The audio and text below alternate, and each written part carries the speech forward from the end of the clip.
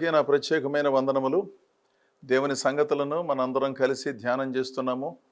మీరు ఎరిగిన సంగతులను కూడా మనం జ్ఞాపకం చేసుకుంటున్నాము. మీలో కొంతమంది మొదటిసారిగా ఈ మాటలు వింటూ ఉంటే వాటిని గ్రహించే ప్రయత్నం చేయండి.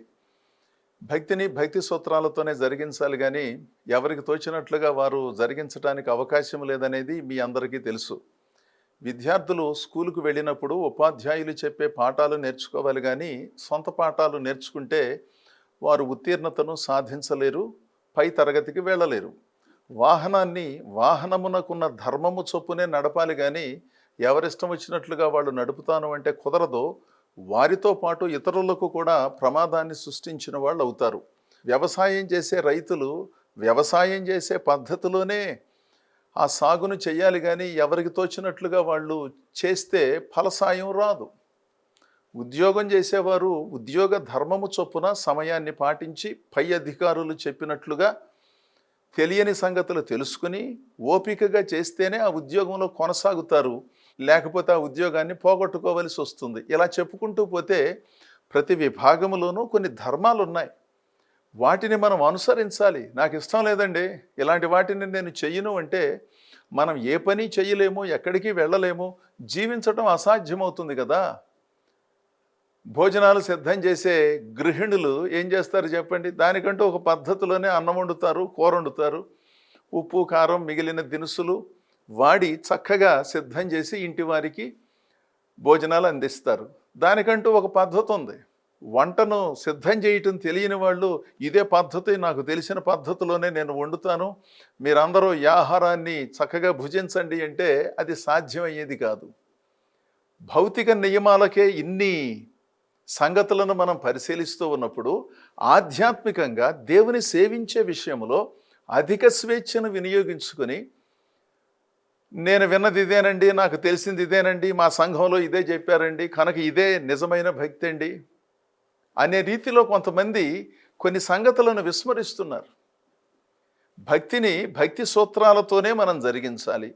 పైగా యేసు ప్రభు చెప్పిన భక్తి సూత్రాలే మీకైనా నాకైనా ప్రామాణికం. కానీ ఒకవేళ యేసు ప్రభు చెప్పనివి నేను చెప్పినట్లయితే వాటిని మీరు అనుసరించాల్సిన అవసరం లేదు, మీరు చెబితే నేను అనుసరించాల్సిన అవసరం లేదు. యేసు ప్రభు ఏం చెప్పాడో వాటినే నేను చెప్పాలి, మీరు వినాలి, విని తీరాలి. నేను వినను, నాకు ఇష్టం లేదు అంటే కుదరదు. ఒకవేళ మీరు చెబితే నేను కూడా అదే విధంగా వినాలి.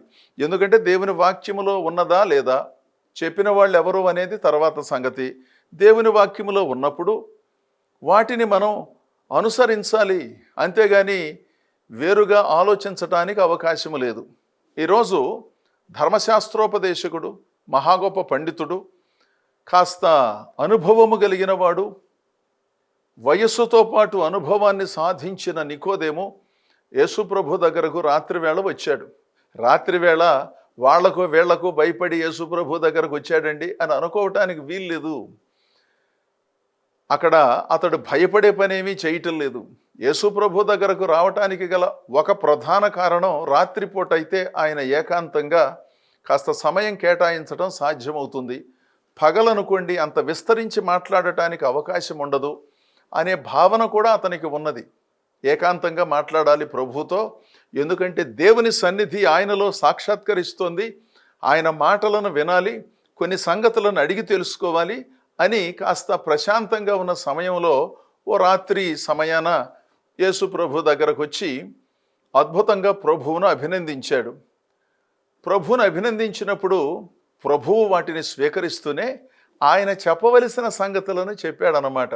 ఒకడు క్రొత్తగా జన్మించితేనే తప్ప పరలోక రాజ్యములో ప్రవేశించటం సాధ్యం కాదు అని చెప్పాడు. ఆ మాటకు నికోదేము కాస్త అయోమయానికి గురైనట్లుగా అనిపిస్తుంది.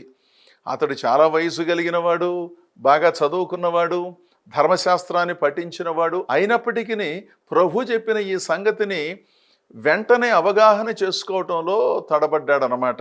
ఇశ్రాయేలుకు బోధకుడవయుండి ఈ సంగతులు నీకు తెలియదా అనే ప్రశ్నను అతడు ఎదుర్కోవలసి వచ్చింది. కొన్నిసార్లు మనకెంత తెలిసినప్పటికీ కొన్ని సామాన్యమైన సంగతులు మనకు తెలియవు. నాకు తెలియదు, మీకు తెలియదు. వాటిని చిన్న చిన్న పిల్లలు వచ్చి చెబుతూ ఉంటారు కొన్నిసార్లు. కొంతమంది వాళ్ళకి ఏ చదువు లేదు, ఏమీ తెలియదు అనుకున్న వాళ్ళ ద్వారా కొన్నిటిని మనం గ్రహిస్తాం. పైకి చెప్పకపోయినా నిజమే కదా అనే భావన మన మనసులో కలుగుతుంది కదా. నికోదేము యేసు ప్రభు చెప్పే మాటలను విన్నాడు. ఆయన బోధలు చాలా విశేషంగానూ విలక్షణంగానూ ఉన్నాయి. దేవుని వాక్యాన్ని అద్భుతంగా చెబుతున్నాడు. అనవసరమైన సంగతులకు తావు లేకుండా అర్థవంతమైన ఆధ్యాత్మిక బోధలను చేస్తూ ప్రజల జీవన విధానాన్ని మార్చే సంగతిని చూచి అభినందించకుండా ఉండలేకపోయాడు.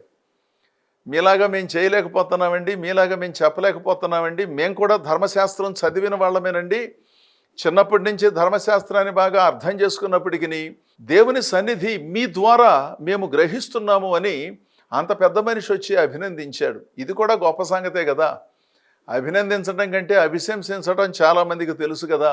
యోగ్యులను, సమర్థులను, దైవ సంబంధితమైన సేవలను నిజాయితీగా చేసేవారిని అభినందించటం, వారికి చేయూతనివ్వటం కంటే మనం వినాలనుకున్న మాటలు చెప్పేవారు, మనలను పొగిడే వారిని, మనలను ప్రతిదానికి అభినందించి శాలువ గప్పి పుష్పగుచ్చాలు ఇచ్చి మన చుట్టూ తిరుగుతూ ఉన్న వారి పట్ల ఒక సహృదయము, సదవగాహన కలిగి ఉండటం సహజం కదా. ఎందుకంటే వాళ్ళు మనలను అభినందిస్తున్నారు.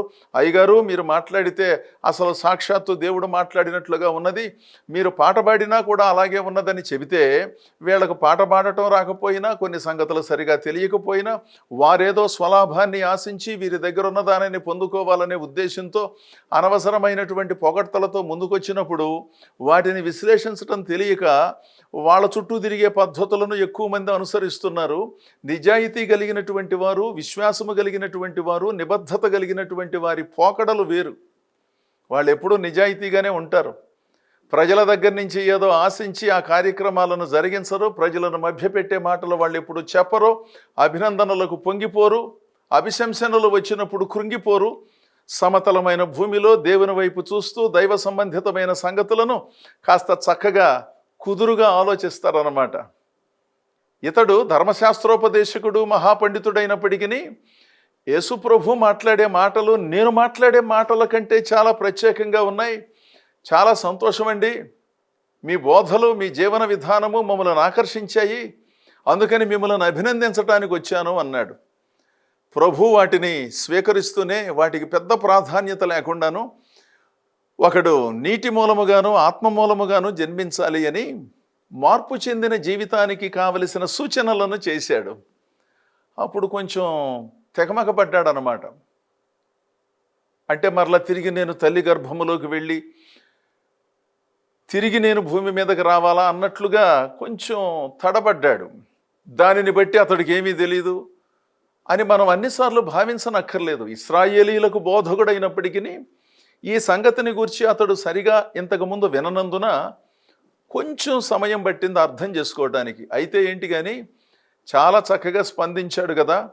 యేసు ప్రభు అన్నాడు యోహాను సువార్త 3వ అధ్యాయము 5వ వచనములో, ఒకడు నీటి మూలముగాను ఆత్మ మూలముగాను జన్మించితేనే గాని దేవుని రాజ్యములో ప్రవేశింపలేడని నిశ్చయముగా చెప్పుచున్నాను.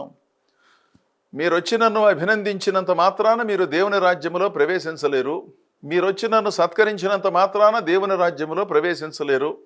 ఆ వాక్యం బాగుందండి, పాట బాగుందండి, సంఘం బాగుందండి, ఫలానా వాళ్ళు చాలా చక్కగా ఉన్నారండి, నిబద్ధతగా సేవ చేస్తున్నారండి, సంతోషం. అభినందనలు మనలను పరలోకానికి తీసుకువెళ్ళవు.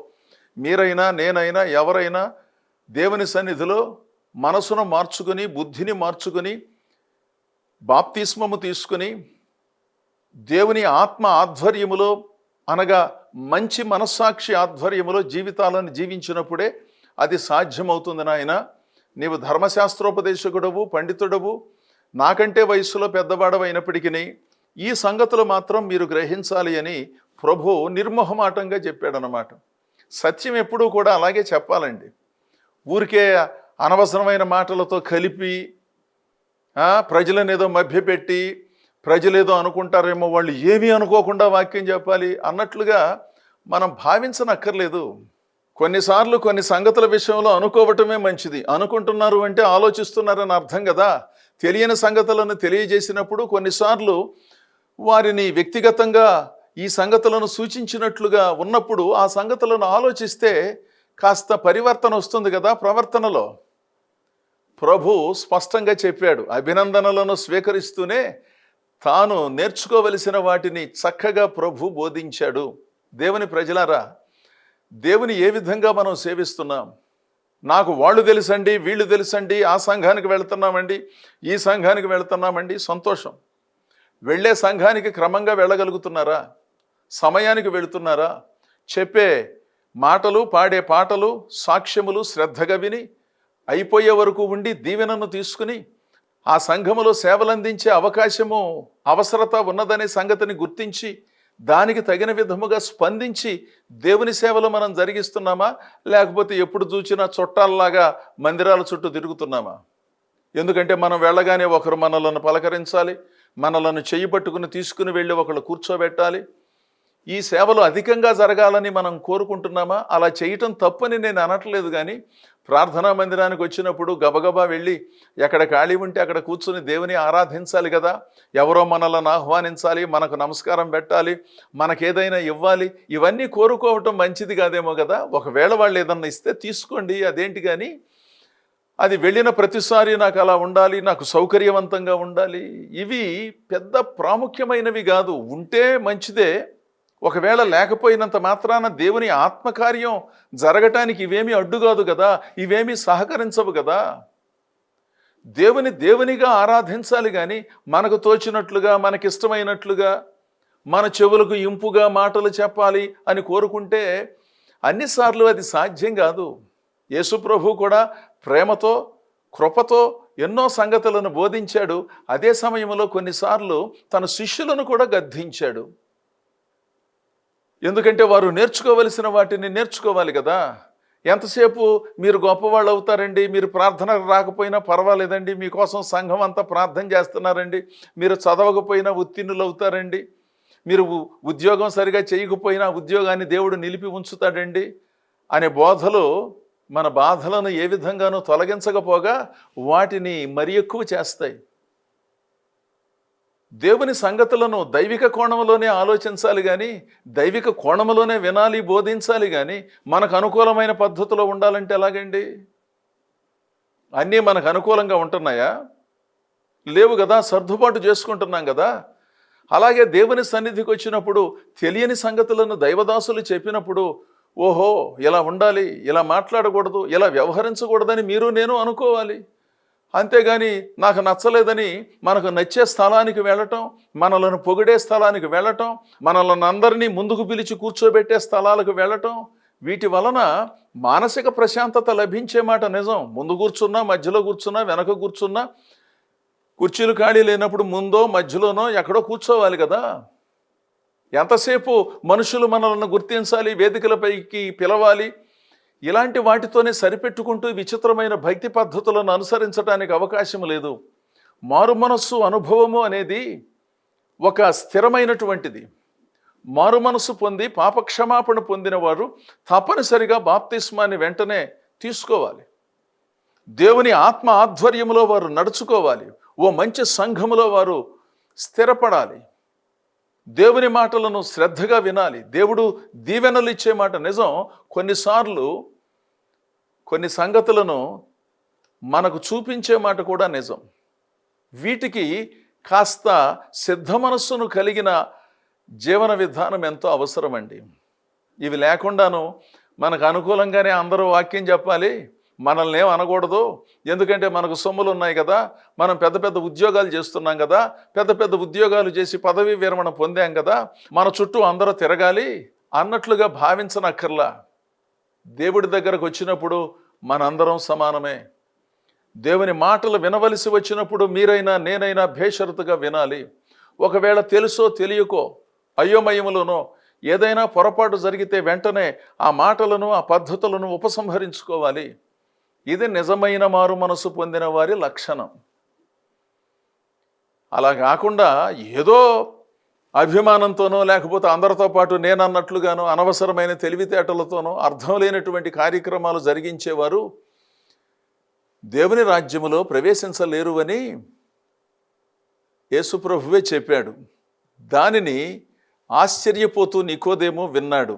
మత్తయి సువార్త 18వ అధ్యాయము 3వ వచనములో యేసు ప్రభువుకును శిష్యులకు మధ్యలో జరిగిన సంభాషణ మీలో చాలామందికి తెలుసు కదా.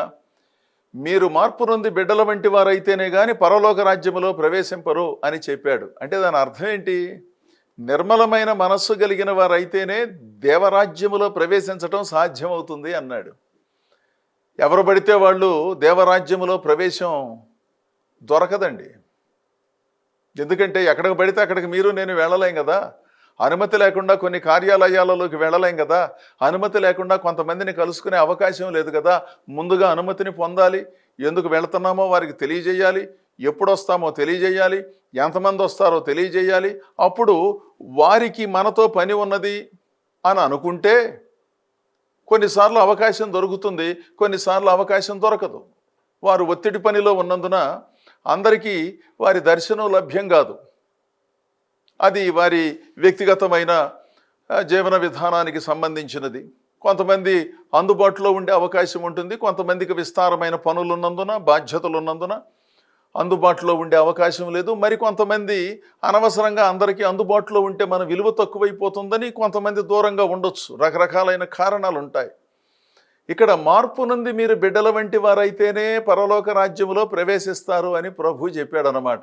అంటే ఎవరు పడితే వాళ్ళు ఎలా పడితే అలా భక్తి చేసుకుంటే ఇక వీళ్ళని మించిన మహాపరిశుద్ధులు వేరే వాళ్ళు లేరు గనుక దేవుడేదో మహాకృపను చూపించి అందరినీ క్షమించి పరలోకానికి నడిపిస్తాడు అని భావించనక్కర్లా. చిన్నపిల్లలను మనం చూసినప్పుడు చాలా నిర్మలంగా ఉంటారు. వాళ్ళు మాట్లాడే మాటలు కానీ వారి ఆలోచన విధానం కానీ చాలా అద్భుతంగా ఉంటుంది. వారి ముందుకు పాము వచ్చినా తేలొచ్చినా ఏదున్నా కూడా ఆ విచక్షణ తెలియదు. మంచేదో చెడేదో తెలియదు. నిర్మలమైన మనస్సుతో ఉంటారు. ఏదన్నా పెడితే తింటారు. హానికరమైనది వారికి దొరికితే తెలియనందున దాన్ని కూడా కొన్నిసార్లు తిని ఇబ్బందులు పడతారు. ఈ సంగతి మనందరికీ తెలుసు. అంటే నిర్మలమైన మనస్సు కలిగినటువంటి వారే పరలోక రాజ్యములో ప్రవేశించడానికి అవకాశం ఉంటుంది. నీటి మూలముగాను ఆత్మ మూలముగాను జన్మించిన వారే దేవుని రాజ్యములో ప్రవేశిస్తారు కానీ ఎవరు పడితే వాళ్ళు ప్రవేశించరు. బాప్తిస్మములు తీసుకున్నంత మాత్రాన అందరికీ పరలోక ప్రవేశం దొరుకుతుందని భావించనక్కర్లేదు. బాప్తిస్మము అనేది అంతరంగములో జరిగిన నిజమైన పాపక్షమాపణకు భౌతిక నిదర్శనమే. అసలు జరగవలసినది అంతరంగములో కదా. అయితే భౌతికంగా మనం దానిని ప్రజలకు చూపించాము, మంచి పని చేశాము. అయితే అంతరంగములో బాప్తిస్మము చాలా ప్రాముఖ్యమైన సంగతి. ఇది జరగనప్పుడు అది జరిగినందున పెద్ద ప్రయోజనం లేదు. చాలామంది బాప్తిస్మము తీసుకుని సంఘాలలో చేర్చబడినటువంటి వారిలో కొందరు సృష్టించే సమస్యలు ఎన్నున్నాయో మీకు తెలుసు కదండి. మీ సంఘాలలో ఎంత గందరగోళం సృష్టిస్తున్నారో తెలుసు కదండి. వాళ్ళు బాప్తిస్మం పొందారు, 20, 30, 40 ఏళ్ళ నుంచి సంఘాలలో తిరుగుతున్నారు. వాళ్ళ గురించి తెలుసు, వీళ్ళ గురించి తెలుసు అంటారు. విశ్లేషణ అద్భుతంగా చేస్తారు. వివేకముగా దేవుని సేవించటం మాత్రం, విధేయతలో జీవించటం మాత్రం కొంతమందికి తెలియదు, అందరికీ కాదు. వాళ్ళ వల్లనే కదా సంఘాలలో సమస్యలు. వాళ్ళని ఎవరో సాధు చేయలేరు.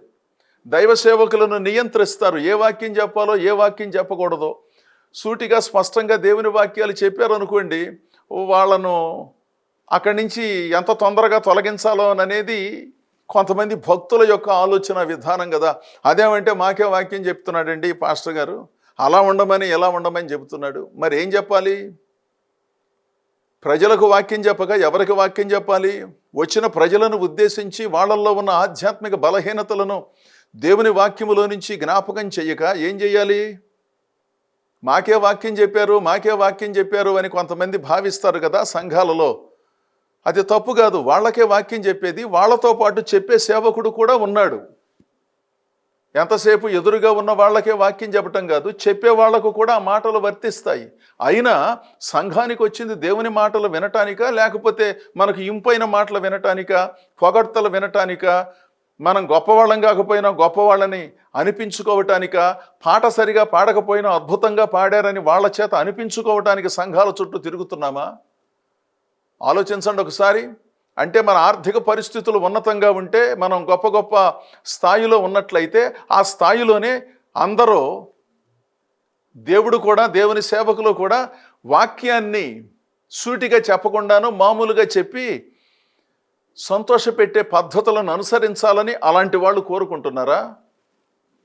నికోదేము చాలా గొప్పవాడు. ఆయన చాలా ఉన్నతమైన వాడు, ఆర్థికంగాను జ్ఞానపరంగాను ఆనాటి సమాజంలో పేరెన్నిక గన్నవాడు. అతడు దేవుని మాటలను శ్రద్ధగా విని స్వీకరించాడు. అలాగేనండి అయ్యా, ఇంతకాలం నాకు సరిగ్గా అర్థం కాలేదు, నేను భలే భక్తి చేస్తున్నానని నేను అనుకున్నాను, ధర్మశాస్త్రం తెలుసు అనే భావనలో నేనున్నాను, ఎంతోమందికి నేను చాలా సంగతులను బోధిస్తున్నాను, పెద్ద మనిషిగా చలామణి అవుతున్నాను, ఇప్పుడు అసలు సువార్త నాకు తెలిసింది అని వినయంతో అంగీకరించాడు. ఈ సంగతులను మనం గుర్తించాలండి. అనవసరమైన భేషజాలు, అనవసరమైనటువంటి సంగతులను అడ్డుపెట్టుకుని, దేవునికి మనకు మధ్యలో అడ్డుపెట్టుకుని, మనం ఏదో గొప్పవాళ్ళం అంటే సమాజంలో గొప్పవాళ్ళం, కుటుంబాలలో గొప్పవాళ్ళం, ఉద్యోగ బాధ్యతలలో గొప్పవాళ్ళం. నిజమే, దేవుని దగ్గరకు వచ్చినప్పుడు ఆ గొప్పతనాన్ని అంతా తీసుకొస్తామా ప్రార్థనా మందిరానికి? నేను పెద్ద ఉన్నత అధికారిని అని ఆ అధికార హోదాను దేవుని మందిరంలోకి తెస్తే దేవుని వాక్యం ఎలా వింటారండి వీళ్ళు? నన్ను ఆ స్థాయిలోనే గౌరవించాలి, నేను ఫలానా అన్నమాట నిజమే. దేవుని మందిరములో అందరూ సమానమే, దేవుని వాక్యము అందరికీ సమానమే, అందరూ విధేయతతో స్వీకరించాలి. కానీ నికోదేముకు ఒక రకమైన వాక్యం, సామాన్యుడైనటువంటి మనిషికి ఒక రకమైన వాక్యం, ఇదేమి లేదు. బైబిల్లో ఉన్నటువంటి పుస్తకాలన్నీ కూడా మనందరికీ సమానంగానే బోధిస్తున్నాయి. అంతే విఘ్నతతో వివేకముతో ఆ సంగతులను అనుసరించడమే ప్రధానం. ఆ రాత్రి నికోదేము కొంత ఇబ్బంది పడుతూ వెళ్ళాడు. ఎందుకంటే ఆ నిర్మలమైన మనస్సు పరలోక రాజ్యములో ప్రవేశించాలి అంటే ఈ చిన్న బిడ్డను పోలి ఉండాలని చెప్పినటువంటి మాట భావం తనకు అర్థమైంది, అర్థం కాలేదు. మొత్తానికి అక్కడి నుంచి నిష్క్రమించటం జరిగింది. ఆ తరువాత యోహాను సువార్త 19వ అధ్యాయము 39వ వచనములో, మొదటి రాత్రి వేళ ఆయన యొద్దకు వచ్చిన నికోదేము కూడా బోళముతో కలిపిన అగరు రమారమి 150 సేర్లు ఎత్తు తెచ్చెను. యేసు ప్రభు స్వచ్ఛంద శిలువ మరణము పొందిన తరువాత ఆయన శరీరాన్ని శిలువపై నుంచి దింపవలసి వచ్చినప్పుడు అరిమతయి నుండి వచ్చిన యోసేపును ఈ ధర్మశాస్త్రోపదేశకుడైనటువంటి నికోదేము వచ్చి ఆ కార్యక్రమాలను జరిగించిన సంగతి మీలో అనేకులకు తెలుసు. యేసు ప్రభు దగ్గర నుంచి ప్రశ్నకు సమాధానము లేనివాడుగా నిష్క్రమించిన ఆ తర్వాత ఆ సంగతులను గ్రహించి ధైర్యముగా అరిమతయి యోసేపుతో కలిసి తెగించి ఆయన శరీరాన్ని భద్రపరచటానికి బోళముతో కలిపిన అగరును తీసుకొచ్చాడనమాట. చాలా ఆశ్చర్యం కదండి. అంటే నికోదేములో ఒక అద్భుత చైతన్యం జరిగింది. దేవుని రాజ్యములో ప్రవేశించటం మనం అనుకున్నట్లుగా జరగదు. దేవుని నీతిని అనుసరించి బ్రతకాలి, దేవుని పద్ధతులను అనుసరించి ఈ సేవలు జరిగించాలనే గొప్ప జ్ఞానోదయం కలిగింది. అందుకని తెగించి అరిమతయి యోసేపుతో కలిసి పిలాతు దగ్గరకు వెళ్ళి అనుమతిని పొంది ఆయన దేహాన్ని భద్రం చేశారు. ఆ తర్వాత 3వ రోజున అద్భుత పునరుద్ధానం జరిగింది. ఆ సంగతి మనందరికీ తెలుసు. అందుకనే దేవుని ప్రజలారా, దేవుని రాజ్యములో దేవుని సన్నిధిలో మనము స్థిరముగా ఉండాలి, ప్రవేశించాలి అని భావించినట్లయితే దేవుని ధర్మాలను పాటించి పద్ధతిగా నిబద్ధతగా తెలియని సంగతులు తెలుసుకుని తెలిసిన వాటిని అనుసరిస్తూ సాత్వికముతో మనందరం ముందుకు సాగుదాం. తద్వారా దేవుడు మనలను, మన కుటుంబాలను, మన సేవలను అద్భుతంగా ఆశీర్వదిస్తాడు. దేవుడు మిమ్మల్ని అందరినీ బహుగా దీవించునుగాక. ఆమెన్.